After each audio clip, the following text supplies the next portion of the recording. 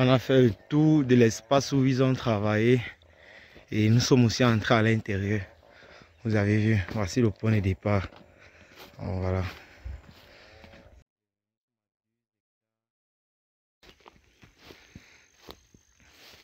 Et ce que j'observe aussi, il y a des petits touffes au milieu là qu'ils ont laissé. Présentement, nous effectuons un Un peu travail comme ici. d'inspection et comme Oui. objectif aussi de la journée, nous devions évaluer la superficie travaillée. Donc, nous avons des gars qui sont venus, qu'on a ramenés pour le défrichage. Ils ont déjà bien avancé et nous allons ensemble calculer la superficie qu'ils ont déjà eu à défricher. Donc, je vous montre comment cela se passe.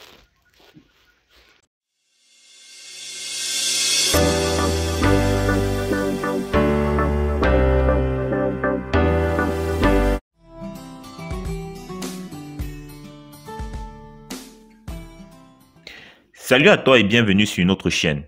Ici, nous parlons d'agriculture, d'élevage et de business en général. Et si cela vous intéresse, likez cette vidéo, souscrivez à la chaîne et activez la cloche de notification pour ne manquer à aucune de nos prochaines vidéos. Pour ceux d'entre vous qui sont au Cameroun ou qui visiteront très prochainement la ville de Yaoundé ou de Banjul, nous mettons nos appartements et studios meublés de haute standing à bas prix à votre disposition. Dans la barre de description, vous avez les liens des appartements disponibles. Ce matin, nous sommes du côté des extensions, plus précisément du côté des Loum, d'où l'équipe de M. Franck, d'où son équipe a travaillé. Donc là, présentement, ici avec M. John V et M. Igor. Voilà, donc voilà. Donc on va lancer le GPS maintenant pour mesurer la superficie totale que cette équipe a pu travailler. Et puis on va faire les comptes avec les rapports qui ont été faits par monsieur Franck Leclerc. Je peux lancer. Là, nous débutons avec l'évaluation de la superficie de cette surface. Et au cours de cette évaluation, au cours de cette activité, nous avons profité pour aussi inspecter si le travail a été bien fait. Donc là, vous pouvez bien distinguer la zone qu'on a à droite, la zone qui a été défrichée, et à gauche, c'est la zone qui n'a pas encore été défrichée. Donc, le travail ici, c'est d'évaluer cette superficie à partir du GPS. J'avais déjà eu à faire des vidéos où j'ai montré les différents moyens pour évaluer la superficie d'un terrain. Nous étions partis avec le GPS, le décamètre. Il y avait aussi d'autres méthodes que je vous avais proposées là, dans cette vidéo là. Donc, nous sommes là en train d'évaluer la superficie de ce terrain.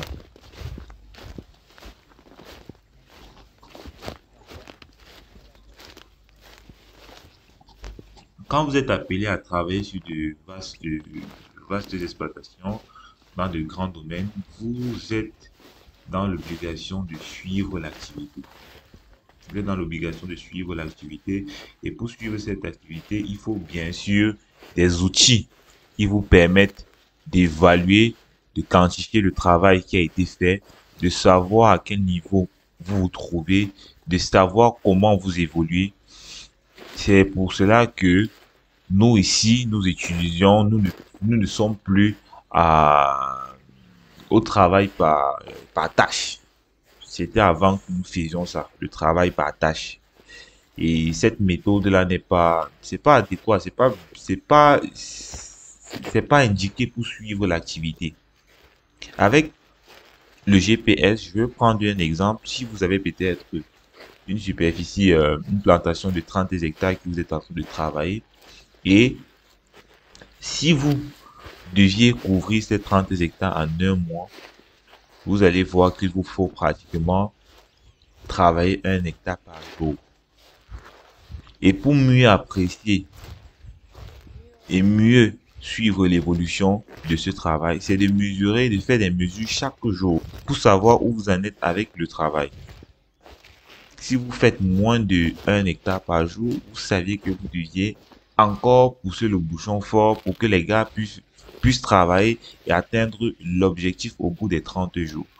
C'est vraiment pour ça qu'il faut avoir des techniques pour vraiment atteindre vos objectifs. Ça ne va pas seulement vous aider dans la dans le suivi d'évolution de vos activités, mais ça va aussi vous acquitter de certains problèmes avec vos travailleurs.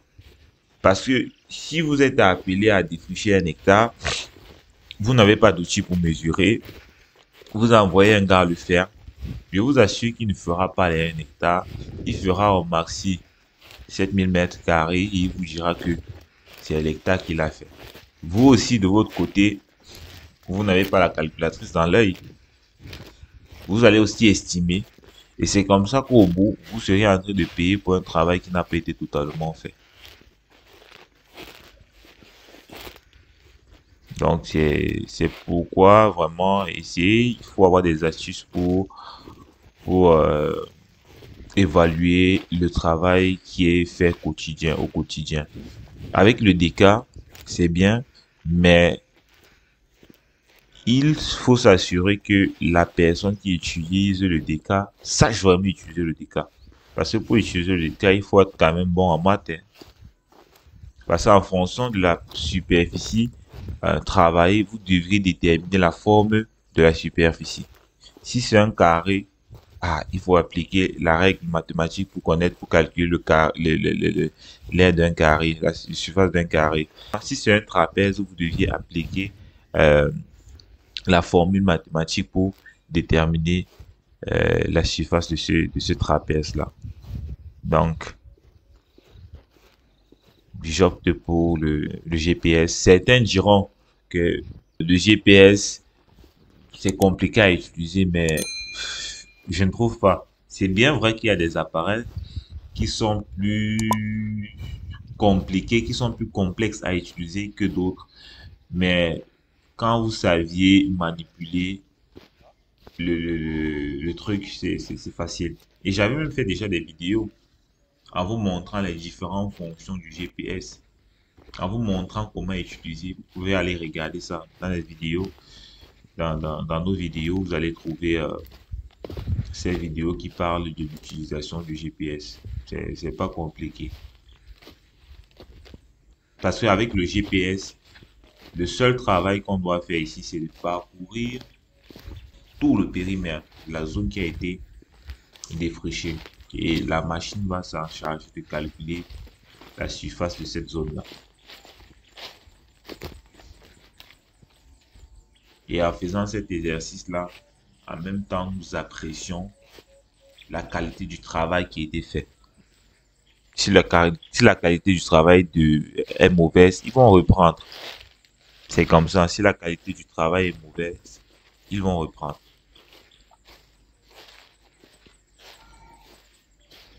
Et vous allez voir sur cette plantation, sur cette zone-ci, certains seront un peu étonnés, d'autres seront un peu choqués de voir qu'on a associé les cultures. Ici, là, nous sommes dans une jeune palmeraie et nous avons associé les cultures, le maïs et la banane plantain. Certains gens seront un peu choqués de voir cela, mais je peux vous assurer que il n'y a pas d'inconvénient à faire ces associations-là. Ça, c'est pour un temps. Parce qu'après, quand les palmiers seront bien développés, nous allons arrêter la culture du maïs et ensuite arrêter la culture de la banane plantain. Donc, mais au tout début, si c'est idéal même parce que ça te profite, ça profite en faisant l'association. Quand tu nettoies le maïs, le champ est propre. À la fois tu nettoies le maïs, c'est bénéfique pour le palmier, c'est bénéfique pour la banane plantain qui est à côté. Donc c'est pourquoi dans nos jeunes palmeraie, nous associons les cultures maïs, peut-être bananeraie aussi, on associe. Après là, on va tailler tout et on va laisser la zone uniquement au palmier.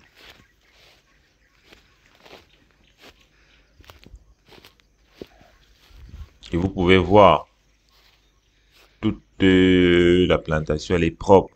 Partout où il y a le maïs, là, c'est plus propre qu'ailleurs. Parce que le maïs, ça demande un travail un peu plus à fond, dont la zone doit être très propre.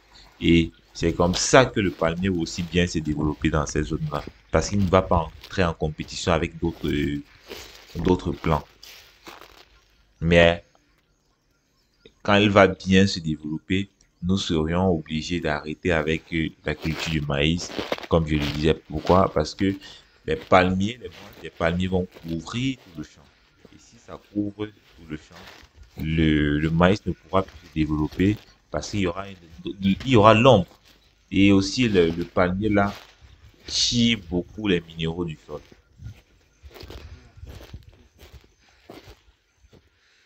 Donc vous voyez, même à l'œil nu, vous pouvez constater, comme cette touffe-ci, là-bas, voilà, il y a encore des petits touffes qu'on retrouve même dans les espaces où ils ont défriché.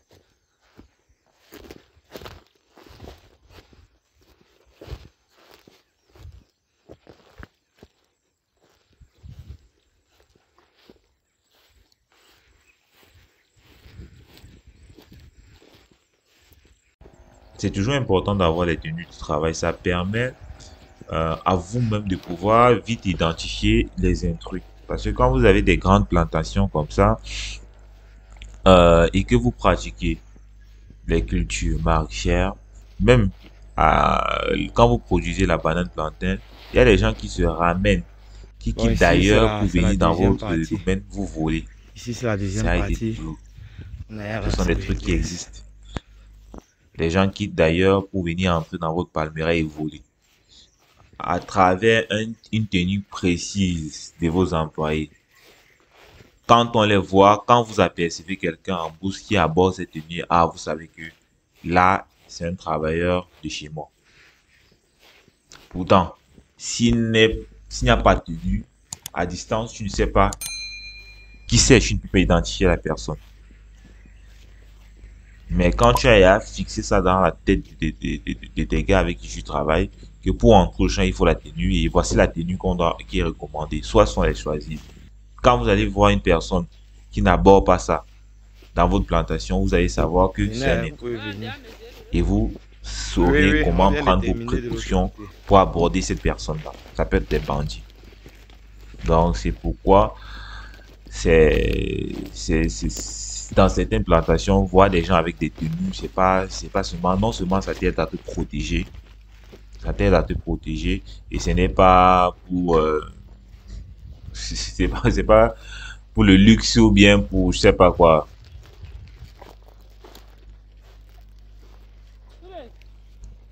Au début, nous avions des tenues à longue manche, mais les gars se sont plaints, les gars ne portaient pas et ils se sont plaints de la chaleur. Déjà, nous sommes dans une zone qui est un peu chaude et les gars ne supportaient pas ça. Donc, du coup, nous sommes passés au choisi. Et apparemment, ils se sentent plus à l'aise avec cela. Mais malheureusement, il y a d'autres qui sont toujours en train de faire la tête, comme ce monsieur. Vous allez voir, il a son gilet, mais il n'a pas bourré. Il a balancé ça sur lui. Vous pouvez voir le résultat que le GPS affiche. Ça, c'est la surface qui a été parcourue. Et voilà la superficie de cette surface. Très simple. Donc, à partir de là, on peut savoir que, ok, si vous avez travaillé 2 hectares et quelques, on calcule ça, on vous donne votre argent. Propre. Cette activité doit être faite avec la personne qui a à travailler sur le champ. Ça va vous permettre d'éviter comme je l'ai dit, les issues. Parce que si vous êtes appelé à travailler, et l'inconvénient du travail l'inconvénient du travail à la tâche, c'est que si vous avez un groupe et que dans ce groupe, il y a des gars qui travaillent plus que d'autres, forcément, les gens ne vont pas travailler. Et forcément, dans un groupe, les gars ne doivent pas travailler à la même vitesse. C'est comme ça. Vous déployez ce groupe sur le terrain, vous leur donnez une zone bien cadrée que, ok, Vous allez défricher la zone ci ensemble et à la fin, je vais vous donner tel montant et le montant sera reparti en fonction du nombre de personnes qui aura eu à travailler sur cet espace. Je vais vous rassurer que le travail ira lentement.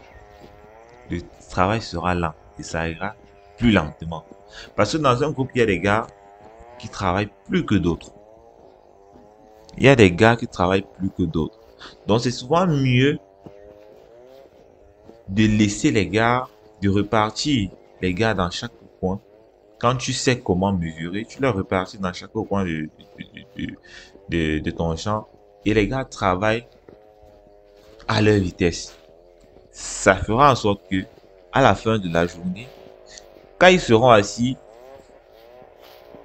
en fonction des données qui ont été mesurées sur chaque parcelle, chacun saura que, ah, dans mon travail plus rapidement que moi, dans moi fait 7000 mètres carrés et tant moi plus d'argent que moi à la fin de ce travail. Ça booste. Je dis, ça booste. Quand l'autre sait que l'autre aura l'argent plus que son frère, ça booste. C'est comme ça que le lendemain, l'autre sera appelé à travailler plus dur parce qu'il sait que l'autre a fait 7000 mètres carrés. Je prends un exemple. Lui aussi sait qu'il pourra faire ce travail-là. Donc, c'est un peu ça.